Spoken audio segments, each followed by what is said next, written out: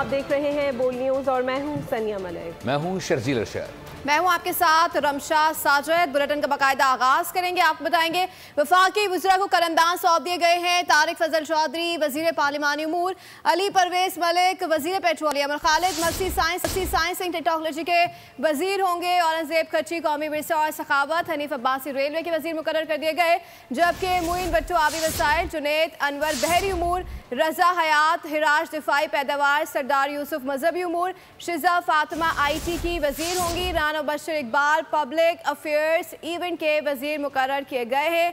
आपको अपडेट करें इस हवाले से वफाकी वज़रा को कलमदान सौंप दिए गए।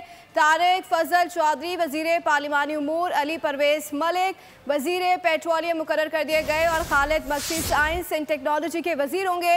औरंगजेब खर्ची कौमी विरसा और सखावत, हनीफ अब्बासी रेलवे के वजीर मुकर्रर कर दिए गए, जबकि मुइन भट्टो आबी वसाइल, जुनैद अनवर बहरी उमूर, रजा हयात राज दिफाई पैदावार, सरदार यूसुफ मजहबी उमूर, शिजा फातिमा IT की वजीर होंगी। सब्सक्राइब करें और बेल दबाएं ताकि कोई खबर रह न जाए।